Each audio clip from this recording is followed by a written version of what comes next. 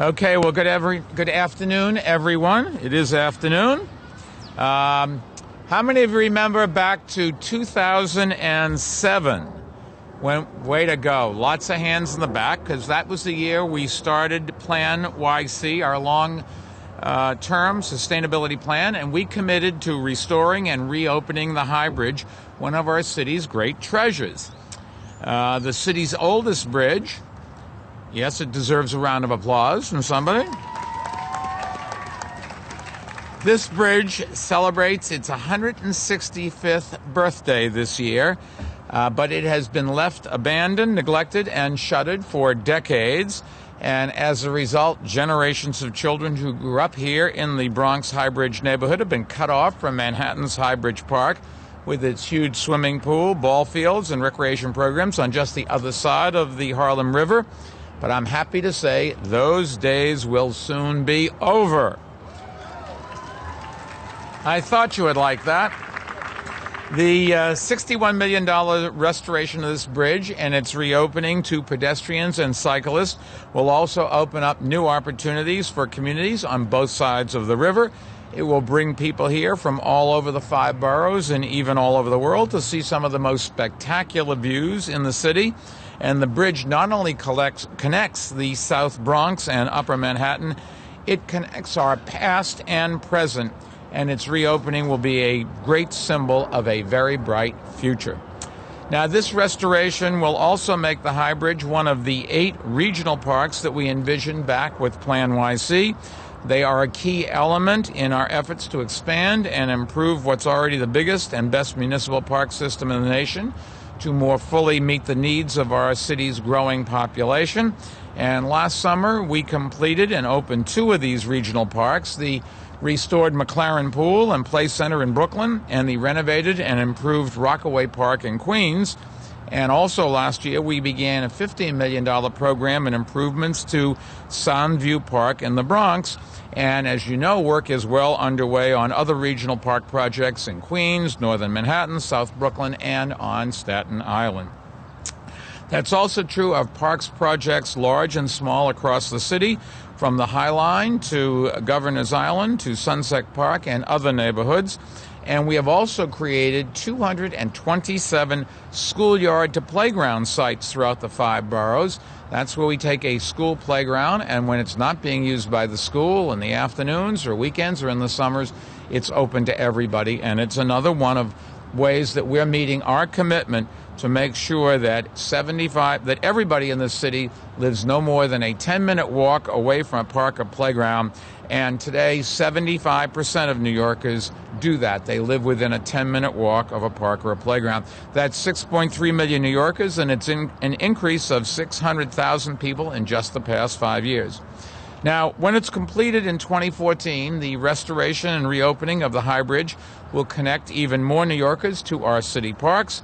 And this project is an interagency collaboration, you should know, by the Departments of Parks, Environmental Protection, and Design and Construction, as well as the Landmarks Preservation Commission. And it will be overseen by First Deputy Mayor Patty Harris, who is here someplace hiding in the back. Oh, there you are. Hi, Patty. It will include repairing, cleaning of the bridge, reconditioning the walkway, putting in wheelchair ramps, and installing lighting and safety fencing and viewing platforms and benches on the bridge. The city is contributing $48 million of the taxpayers' money to this $61 million project.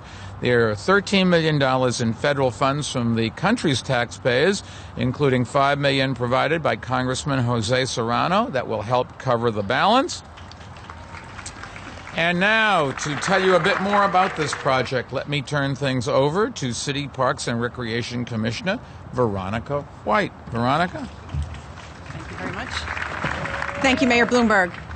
A big thank you to Mayor Bloomberg and to First Deputy Mayor Patty Harris for creatively coming up with a PlaNYC approach, which allowed us to take care of so many parks that have been closed for so long.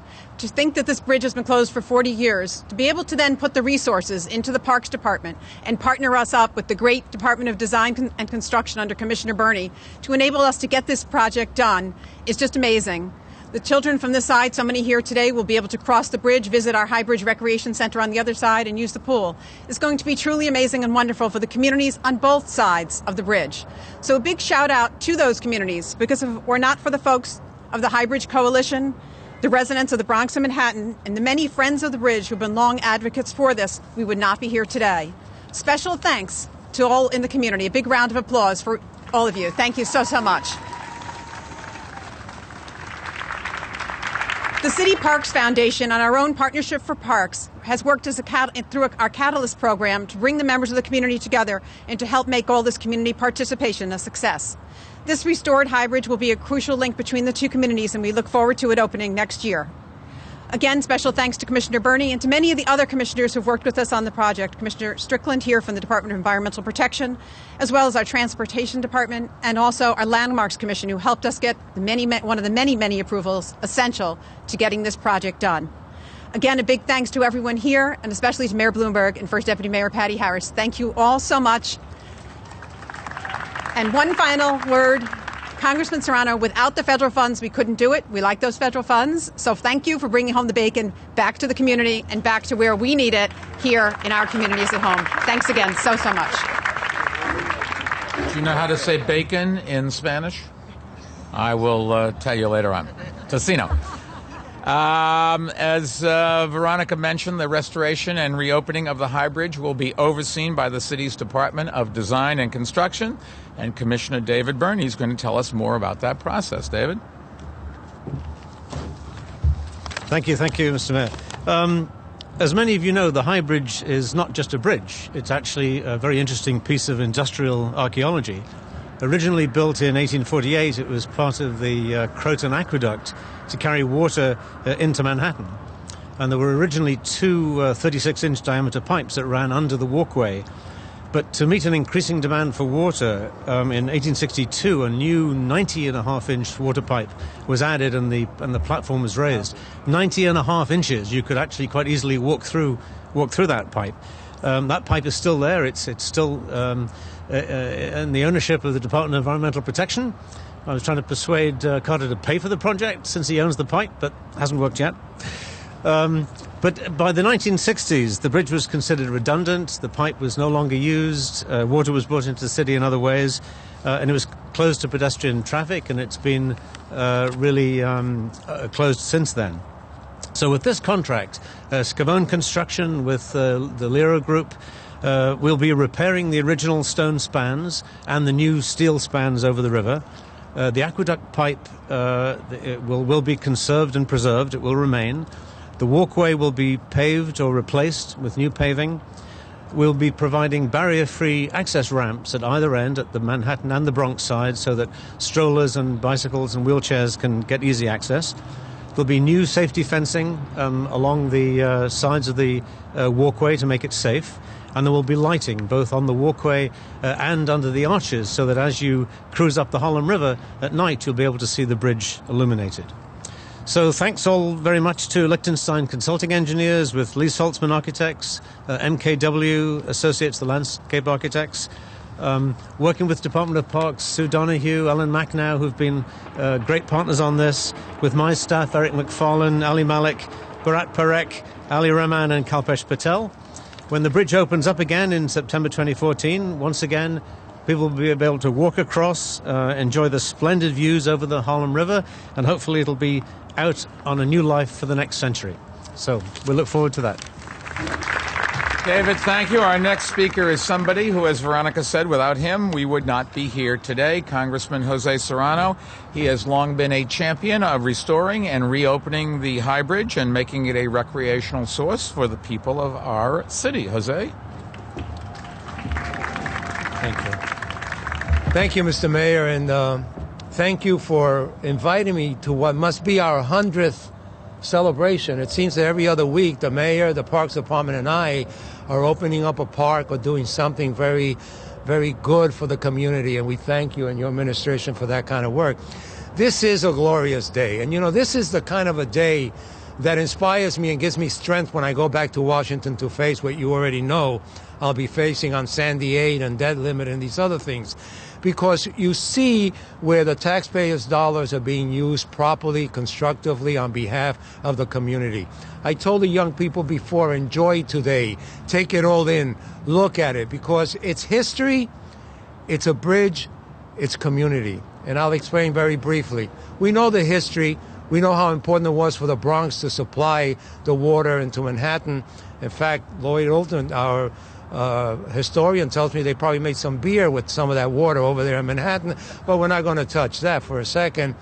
And then throughout the years, the bridge became a problem for many people, and so it was closed down. Little did the people know that when this community and this administration and this member of Congress decided to reopen the bridge, it would be at a time when it needed to be truly a bridge. Why? Because people who live in this community have a lot of relatives who live in that community. And people who live in that community have a lot of relatives who live in this community. In fact, the joke is, which group expanded first, from the Bronx to Washington Heights or from Washington Heights to the Bronx? And so, to use a bad pun, it is truly a bridge. It'll be a bridge that'll bring people together. But it'll also be a symbol of something else that has happened in New York City, which this mayor has to take a lot of credit for. And that's the fact that we've looked at structures that were here before certain communities came to be here, built by other ethnic groups, by other Americans. And we've taken them and said, no, let's not tear them down. Let's rebuild them. Let's grow on them. Let's have them grow. And so the folks in 1849 had no clue that this community now would be enjoying this bridge again. And I make a proposal that I just thought about, Mr. Mayor, to the Parks Department. Those of you who know I run a few miles a day, maybe it's time next year, or at least in 2015, for the first annual Highbridge 5K run to run across the river and across the thing. And I think that would be a good celebration. So thank you. And just very briefly, Mr. Mayor, este es un día glorioso para nuestra comunidad. Este puente es histórico, pero ahora tiene nuevo mensaje en que une a la comunidad de Washington Heights con la comunidad del Bronx aquí en el oeste. Estamos aquí celebrando la historia de este puente, y para el 2014 va a estar abierto para la comunidad, para su uso y para disfrutarlo los niños y toda la comunidad. Muchas gracias. Tu español mejorará. Es interesante. Sí. Felicitaciones. Sí, sí. We are going to have one more speaker. She is going to be the star. She's the one that everybody's going to care about. But before I introduce her, let me just point out that we also have Commissioner Carter Strickland from Environmental Protection with us, Assemblywoman Vanessa Gibson, Assemblywoman Gabriela Rosa, Deputy Borough President Aurelia Green, Councilmember Adonis Rodriguez, and State Senator Adriano Espiard. And now, our last speaker, Jocelyn Fuentes. She is a sixth grade student at the New Settlement School in the Bronx. She is also, you should know, part of the Highbridge Historians, an oral history project that encourages students to find out about neighborhood history by interviewing family members and local residents.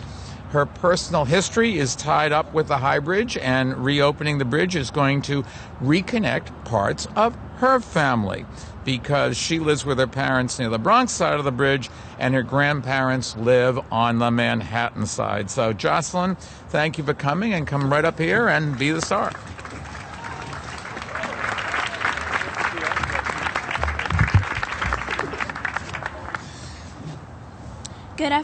Good afternoon. My name is Jocelyn Fuentes, and I'm here today as a member of the Youth Historian Program. With this program, I have been working for 3 years to learn more. That's right. They just wanted it down. Okay. Yep. With this program. With this program, I have been working for 3 years to learn more about our history of our neighborhood and New York City.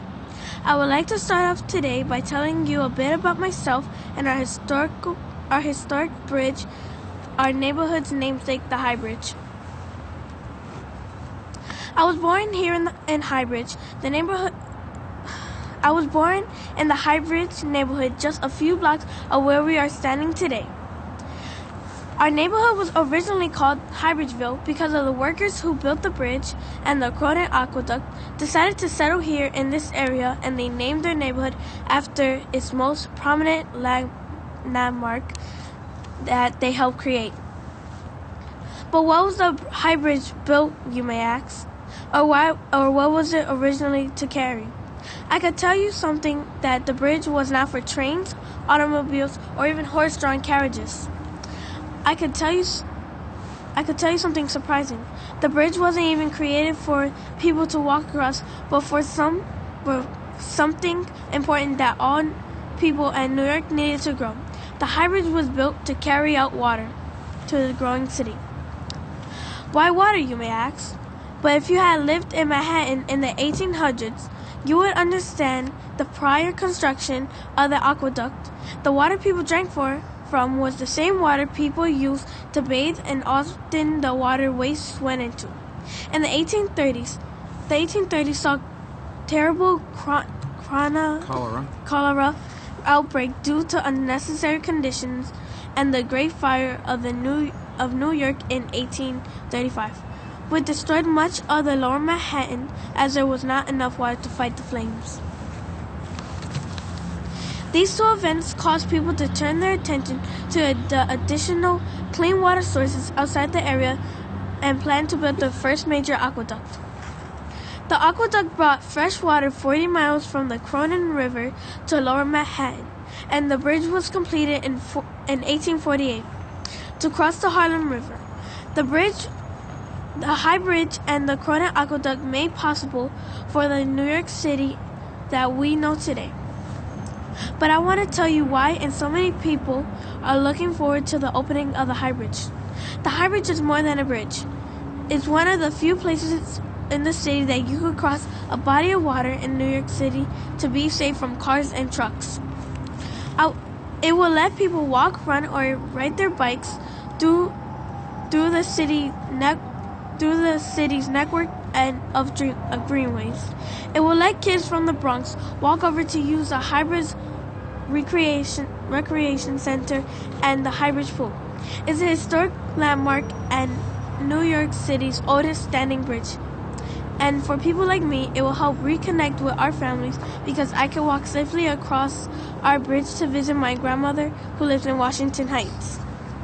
And for this, I would like to say thank you to Mayor Bloomberg, Congressman Serrano, and the Parks Department, and the hundreds of people who work to make this possible for myself, friends, and family. Thank you. Very good. Well done. Okay, we're going to get a picture first. Come right up here in the middle. Down here, you and I stand down here. Stand next to me.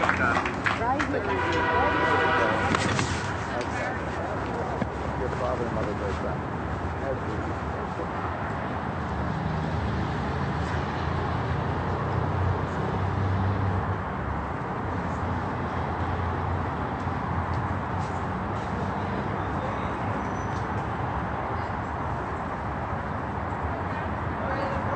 Okay, Phil's down.